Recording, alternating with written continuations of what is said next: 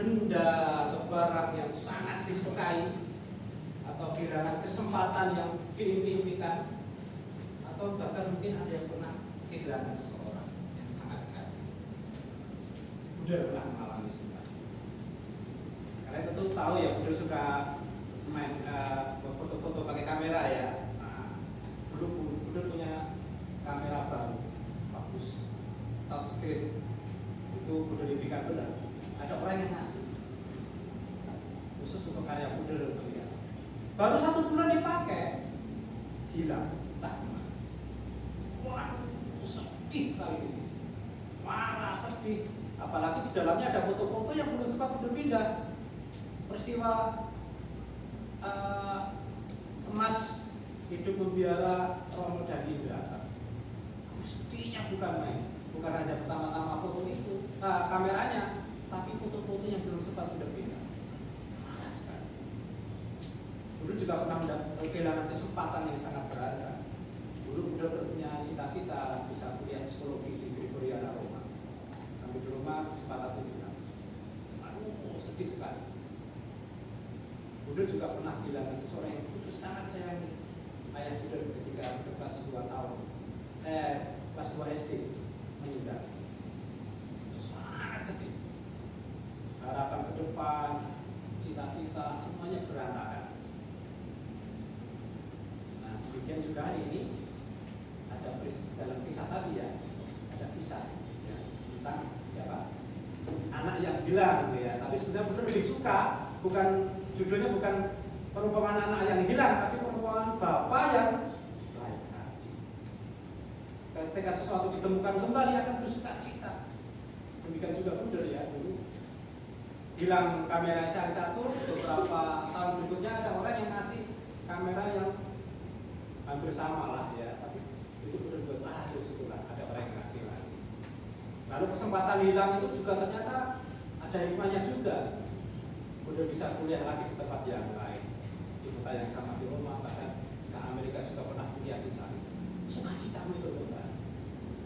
Ayah beliau meninggal, ternyata itu juga menjadi kesempatan Bapak bagi Buddha untuk menumbuhkan panggilan justru semakin dekat dengan Bapa, Allah Bapa ya, justru dekat dengan Tuhan. Akibatnya bisa menjadi Buddha, justru menjadi terpanggil menjadi Buddha. Nah, itu kesempatan yang sudah didapat kembali. Nah, seperti cerita tadi, ada kesempatan yang hilang dan didapat kembali. Ya, ada 3 tokoh di sana ya. Siapa saja? Bapak yang baik hati, anak bungsu dan anak yang sulung. Anak yang bungsu itu kurang ajar banget ya. Oh, bapaknya masih hidup kok minta warisan. Padahal warisan biasanya didapat setelah orang tuanya meninggal, baru dibagi warisannya. Masih hidup, bapak aku minta warisan bagianku, kurang ajar banget itu, sangat kurang ajar. Kalau saya menjadi bapaknya sangat tersinggung. Oh, berarti seolah-olah dibayangkan kamu tetap mati saja pak, biar segera dibagi warisannya, gitu kan? Kurang ajar banget itu. Tapi bapaknya tetap oke lah, ini bagian. Lalu dijual, pergi, berfoya-foya, kelihatannya senang ya.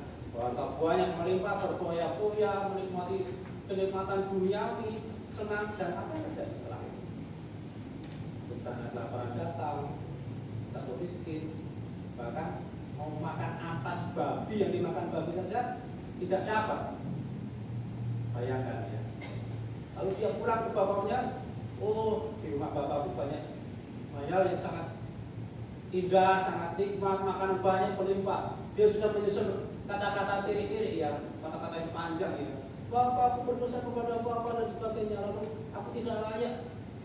Lalu biarkan aku menjadi pegawai Bapak lah ya, pakai Bapak. Bekerja di dapur terserah nggak apa-apa.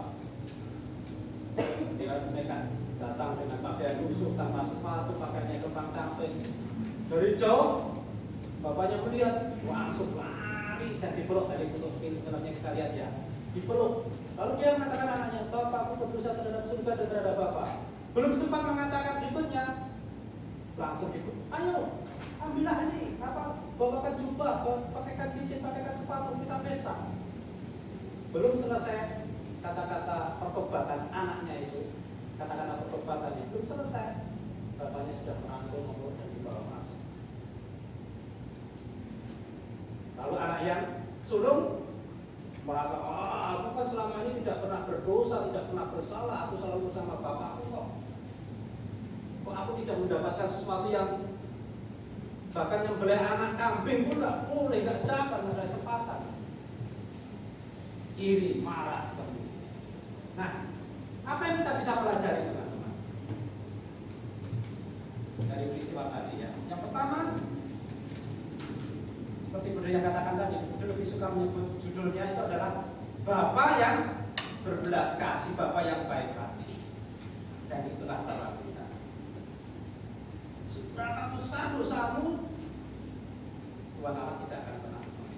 Bahkan sebelum kita mengatakan, oh saya pernah ini, mau bapaknya sudah, anakku bersuka cita di surga, bersuka cita, bergembira, malaikat bersama-sama bernyanyi-nyanyi. Dia suka bersuka cita. Pernah mendengar seorang imam namanya Yohanes Maria Vianney. Dia orang suci, orang sederhana, goblok rokok. Dia waktu jadi prater goblok. Maaf dia mengatakan kasar dan goblok. Orang-orang begitu. Sebenarnya hampir tidak lulus. Tapi karena kebaikan hati uskupnya ya sudahlah dihabiskan. Lalu ditempatkan di desa terpencil. Dia memang gak pintar tapi tulus, suci, dan dia suka mendengarkan pertobatan banyak orang. Ketika ada orang yang mau bertobat, apa yang terjadi? Setan marah. Rumahnya digoncang-goncang. Wah, pokoknya tapi justru orang itu mengatakan, wah, ini setan marah, ya. Pasti ada seseorang yang mau datang bertobat. Dan benar, ada satu orang datang bertobat. Orang yang bertobat itu datang tidak merasa malu takut. Mungkin pasti kalian merasa, waduh, malu takut ketemu Romo, ya kan mau ngomong dosanya gitu kan. Pasti ada perasaan itu. Nah, tapi ketika sudah lepas dosanya, apa yang terjadi? Surga bersuka cita, dan dia mendengarkan musik meriah setelah ada satu orang. Dan ini terjadi di dunia. Tuhan Allah akan mengampuni dosa-dosa kalian seberat apapun, maka jangan pernah takut untuk melakukan. Dan Romo itu disumpah tidak akan pernah mengatakan dosa orang-orang yang datang kepadanya. Disumpah benar. Disumpah, dan itu sumpahnya mengikat dan dibawa mati. Maka tidak hutang. Bahkan yakinlah ketika selama berusaha Romonya keluar, ketemu kalian sudah lupa. Semua apa tadi? Udah gak ingat. Pasti. Karena kalau mengingat, kasihan Romonya. Karena bayangkan dia mengingat banyak sampah yang berada dari banyak orang, bisa mati loh. Kalau dia mengingat semua. Karena yang didengar buruk-buruk kan, wah, nah, pasti ada cara agar tidak akan pernah diingat. Yang karena Romo tahu, sudah datang, dia memberikan berkat, memberikan pengampunan atas nama Tuhan. Bebas, setelah itu selesai bebas. Itu yang pertama ya, Tuhan Allah sungguh baik. Yang kedua, dampak dari perbuatan dosa apa? Buruk. Ya, seperti anak bungsu tadi. Pertama dia kelihatannya senang, menyenangkan kan, hidup berfoya-foya, wah bisa dugem kemana-mana, pokoknya kelihatannya menyenangkan. Tapi setelah itu akibatnya dia menderita. Pasti juga kita alami ya. Setelah kalian berbuat dosa, apa yang terjadi? Perasaan apa? Perasaan menyesal, perasaan bersalah, nggak enak, nggak bisa tidur kadang-kadang ya. Sampai nah setelah bisa mengampuni dosa, apa yang terjadi? Lepas bebas ya. Nah yang ketiga itu pertobatan terbuka lebar. Gereja berikan kesempatan kepada kita bukan berkat yang melimpah dengan sakramen pengampunan dosa. Maka pintu pertobatan selalu terbuka lebar pada kita semua. Maka teman-teman, jangan pernah ragu, jangan pernah takut, bersyukur kepada Tuhan bahwa gereja Katolik memberikan kesempatan yang luar biasa.